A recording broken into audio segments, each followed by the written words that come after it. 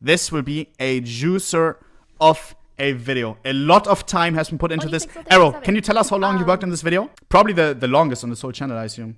4 months. 100+ hours. Oh my god, Arrow. That is insane. Chat, let's enjoy this banger. Get some popcorn. It's only 10 minutes, sadly. Let's get it. They didn't know it then, but this one click would be responsible for the largest in-game economy of all time. But we'll get back to that click. In December 2011, Valve decided to completely scrap Bro, I love Arrow. Fuck, I won't try to pause a lot, okay? Oh my god. Counter-Strike Source and move on to a new game. When are you going to release Counter-Strike 2? I can't say. But as we now know, it was on August 21st of 2000. Oh, that's not right. Of 2012. And in CSGO's first year, it actually did pretty well. It just seemed like people didn't want to leave CS or CS Source. Valve's main concern at this point was trying to increase the amount of players. And going into 2013, they had some big plans. The first of which was Operation Payback.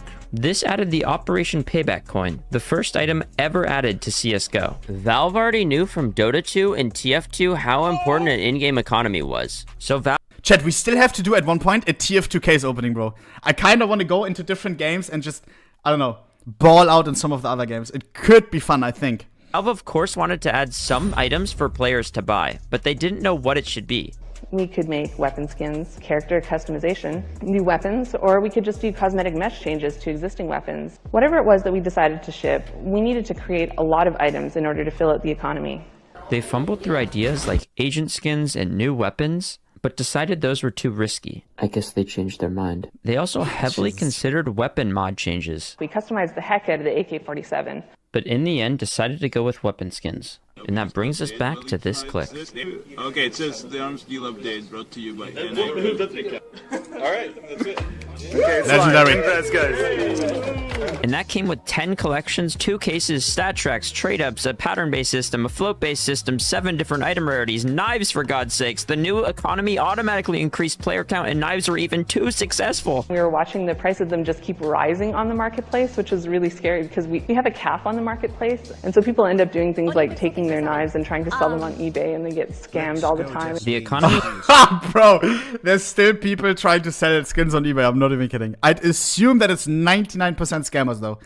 I even considered at one point doing a video, like, buying skins from eBay and then just see what happens, you know? Because there are people, like, listing things like M9 Fade for, like, $1,000 or something. It could be interesting to see what's going on. It could just be some boomers that don't know about things like skins marketplaces, that just know about the good old eBay.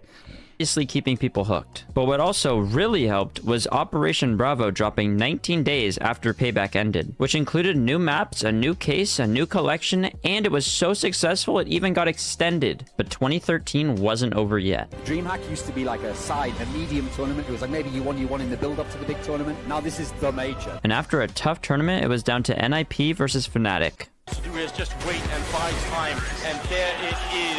They win it, and look at the... He's dropping his pants like a boss. What?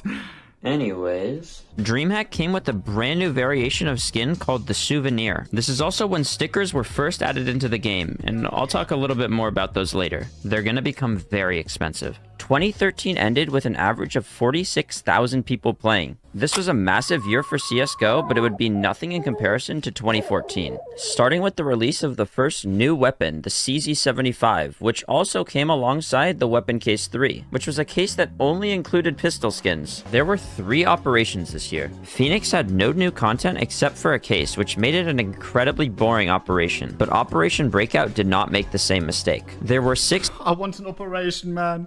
I want an operation, man. Oh. Chat, when are we gonna get one? Just waking up to seeing 4 new skins collections. I remember waking up to those older operations where you have the map, right? And then there's like this chick walking you through it. Now you have to go to this.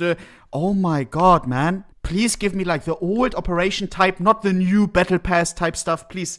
And then, oh man, like Wildfire, I think, no? I love that with like the little book and everything. 6 new maps, an Operation Journal to compete with your friends, missions, a brand new case that introduced the butterfly knife, and of course 3 new collections. One of which was the Cobblestone collection, and that came with the Op Dragon lore. These are your odds of unboxing one from a cobblestone case. This little thing here, 1 in 3,906 odds. Jesus. The M4 Howl was also created this year and added into the Huntsman. Nowadays, one souvenir cobblestone case, $700, aka $700 times, what was it? 1 in 4,000 or something? Boom. Yeah. On average, you have to spend 2.8 million right now, which wouldn't even be possible. I don't think you have 4,000 remaining cobblestone packages. Maybe. I don't think you do. 2.8 mil. How much is this souvenir factory new even? Dragon Law? Much less. Case. Oh! Damn! And then shortly after, it was removed from the case once it was found that the creator of it actually stole the artwork. One recurring pattern in the CSGO scene is that people will do anything to make a quick buck. Like when iBuyPower decided to throw their match when they were betting on the other team to win. He's going to try and get the flank off. He's going to have 2 right there. Can they line up for him? What is he doing? Why did he hesitate so much? Kinda looks like my gameplay. What is he doing? Operation Vanguard happened. Oh, and also, Cutaways 2014 took place. He gets the first. He doesn't get the second. Along with Katowice 2014 were the first team stickers ever introduced into the game. There's a Hall of Fame. That's a pretty That could have been me! Sorry. cool one. I like them. This is when Titan Hollows were just a couple dollars. 2014 was the We watched that video as well. He wasn't even happy. I remember this guy wanted, and back in the day, that was the mindset as well. Everybody wanted to unbox NIP. Why? Because it was the best team by far. And everybody was like, no, not Titan, please, give me NIP. And it was even much more expensive than the Titan back in the day as well. The Titan was a couple of cents. iBuyPower, the cheapest I've seen it, was 40 cents on the market. And there were other stickers in the case that were much more expensive than that. perfect wave of operations and majors. Also, there was a Cologne 2014. Don't worry about it. Nothing important happened, and it absolutely skyrocketed the player base. At the beginning of the year, there was 55,000 people playing daily, and by the end, there was over 180,000. A great end to the year, but let's see how 2015 goes. And we found this new site called CSGO Lotto, so I'll link it down in the description if you guys want to check it out. Now, I started playing CSGO in 2015. The fucking scumbag face, bro. Oh, nine. And my favorite YouTuber at the time was FaZe Rain, and I started seeing him win big while gambling. Now, I obviously wasn't the brightest of the bunch, and when Arrow, that is not you. Nah! Is that you, Arrow? Oh my fucking god. When I saw him winning huge pots, I decided, hey, maybe I should try. Since I became addicted to gambling at 12 years old, I know how truly damaging these sites can be, and I understand why it's hard for content creators to deny these sponsorships. It's an absolute disgusting amount of money. Hell, I just turned down a $15,000. Wow. Bro, Arrow, I fucking love you for that, bro. Bro, Arrow is one of the only people, like, Arrow could take a sponsor like that, suck, and get, he's, that actually fucking is against sponsors like that. Arrow, you're a fucking giga-chat, bro. Deal for gambling just a few hours a month, and I'm a relatively small streamer. Because there was so much to gain by gambling and very little risk, lots of people were able to rake in millions of dollars, including McSkillet. What's going on, everyone? This is McSkillet here, and today I'm going to be showing you guys the top 10 most expensive and most rare skins for CSGO. At just 15 years old, he was able to teach millions about the relatively unknown skin community. Chat, that's still so crazy to me, bro. He was so young. What the fuck? 15, bro. What the fuck? Shortly after he sounds so old, so mature, like his voice doesn't sound like 15 or whatever. Created 2 gambling sites and became a multi-millionaire before he was even 18 years old. But we'll get back to him later. Even though 2015 was filled with gambling, match fixing, and scams, it wasn't all terrible. LOL, this guy! Who remembers that? I remember this guy's videos! Even though 2015 was filled with gambling, match fixing, Captain Flakes. LOL. Shortly after he created, he did like scamming up to a knife or something, no? Multi-millionaire before he was even 18 years old. But we'll get back to him later. Even though 2015 was filled with gambling, match fixing, and scams. Bro, Captain Crunch, yes! A scammer's gain is another man's pain. What is this guy doing nowadays, bro? That is a classic of CSGO history. I was watching his videos as well. He was like just showing how he scammed skins in his videos. Like, what the fuck? Jesus. I don't know why I was watching that kind of stuff. Holy shit. I swear no one other than you remembers him. Of course I remember this guy. What the fuck? Chat, do you remember this guy? All terrible. We did get a new weapon.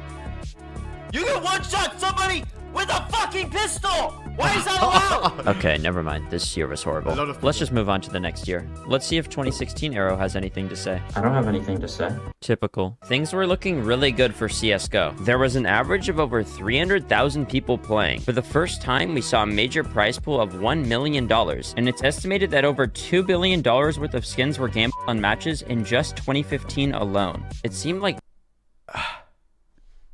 What? Nothing bad could happen to CS. Well, except for... there is a lawsuit being brought against Valve over this CSGO gambling stuff. Valve has issued a cease and desist order to 23 different CSGO and Dota 2 gambling sites. Now, this was a huge surprise because Valve's usual approach is, well, doing nothing. But I'm just glad that they decided to step in, because it seemed like you could do whatever you wanted and there were no consequences. Phantom Lord would gamble on CSGO Shuffle and didn't tell anyone that he owned the site. Same with FaZe Clan and CSGO. What a time, no? I was watching this type of stuff as well, bro. Like, I was a fucking young kid. Like, I thought this was all, like, real and everything. I think this was hype as fuck. I was watching this shit, like, every time it was live. Holy shit, what a time. I fucking loved these streams, bro. Jesus, and now, like, growing up, like, seeing all this, realizing what you fucking were watching the whole time, all this fucking scumbag, fucking, like, all fake shit. Jesus. Gambled on CSGO Shuffle and didn't tell anyone that he owned the site. Same with FaZe Clan and CSGO Wild. So we create this website. We set it up in Antigua. We were making like $200,000 a day. They even used this money to start FaZe Clan's CSGO team. And of course, T. Martin and Syndicate on CSGO Lotto. Like, they'll give me skins to be able to bet on the site and stuff. Like, I think that'd be kind of cool. Wow, dude, how cool. You got a sponsorship from this new site that you fucking own?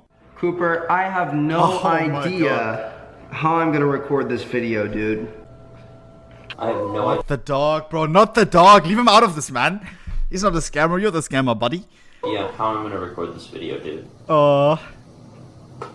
Even though gambling was banned, it has not disappeared. It's still a billion-dollar industry, and it definitely isn't stopping anytime soon. Moving on to 2017. This is when CSGO was introduced to China. Before this year, there were people in China playing CSGO, but in order to get a wider audience, Valve teamed up with Perfect World, a Chinese company, and made CSGO free to all Chinese citizens. And boy, was that a good idea. China loves skins. Seeing someone from China with over $1 million inventory is now nothing out of the ordinary. And it's one of the main reasons why skins have gotten so expensive. Speaking of expensive skins, let's see what happened the next year. In the beginning of 2018, a souvenir Dragonlord sold for $60,000, the largest amount ever spent on a skin. There was also the UI change, one of the biggest CSGO updates of all time, and gambling started becoming popular again. To stomp out this fire, Valve decided to add a 7-day trade hold onto items, and made sure to completely move away from all forms of online gambling sites. Scenarios, they can get on top of that economy. Wait.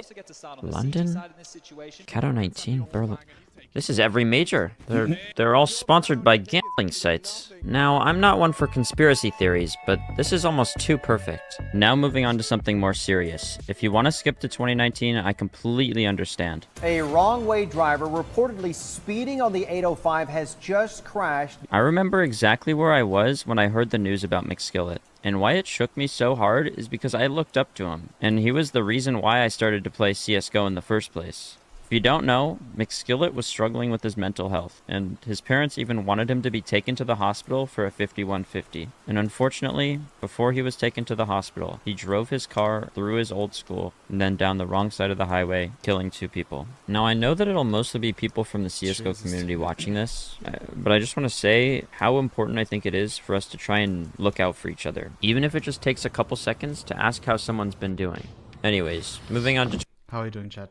Nah, but chat, for me as well, how I was said as well, McSkillet was as well the reason why I was so intrigued by skins. He got it started for me, like my passion about skins, everything, like basically why I'm like kind of doing what I'm doing now, I guess. Then there was as well Tea with Milk and Sugar. It was Tea with Milk and Sugar, Ruffle Monster, and McSkillet. Jesus. 2019. The Netherlands, Belgium, and France were banned from opening cases, but Valve created a loophole with X-ray scanners, so France could continue to... Bro, the fact that this... Like, this is still so crazy to me, bro, that, like, France says, no, we don't allow this. And then, like, Valve just releases an X-ray scanner. Bro, Oh my god. I was so scared when they released this that like there would be more repercussions now, that it would also get banned fully in France or whatever. It's so crazy to me. I mean, open cases. Valve also put a stop to a major form of money laundering by making it impossible to buy keys, because criminals were using keys as a form of currency to cash out their ill-gotten gains. Operation Shattered Web dropped this year, and it completely restructured how the operations system worked. Rather than completing missions to get rewards, you could just pay money to get as many rewards as you wanted. Essentially another form of gambling. Moving into 20... Man... I miss this, bro. This old lock, like what I mentioned, right? Possible to buy and then keys, the girl, because criminals were using keys as a form of currency to cash out their ill-gotten gains. Operation Shattered Web dropped this year, and it completely restructured how the operation system worked. Rather than oh man, good morning, operators. Start here. Oh, this was so nice, bro. This was so nice, man. Oh, nine, and now it's just like it just feels like a better way to make us, no? Like, look at this. We're using keys as a form of currency to cash out their ill-gotten gains. Operation Shattered Web dropped this year, and it completely The old format was like this woman walking you through it. You can do your missions and stuff. And now it's this, like, this is just buy. You can buy agents, you can buy cases, you can buy this, you can buy that. What the fuck? And then you have the progress bar on the top. Hello? Oh my god, it's just an item shop. Restructured how the operation system worked. Rather than completing missions... It's nice for skins Andes, but for gameplay Andes, I feel like this was just nice. It told the story and everything. To get rewards, you could just pay money to get as many rewards as you wanted. Essentially another form of gambling. Moving into 2020, COVID was actually really good. I mean, for CSGO, because everyone was stuck inside all day and they had nothing else to do other than play CSGO. On April... Oh my god, my mic glitched. Bro, Arrow, I love you, bro. I fucking love you. April 16th, there were over 1.3 million people on CSGO at the same time. And because there were so many players, skins continued to grow in price. But because of COVID, in-person pro events were canceled. So CSGO made a sticker capsule to support teams and players, which helped the pro scene from dying. And it worked quite well, except for the ninjas in pajamas incident.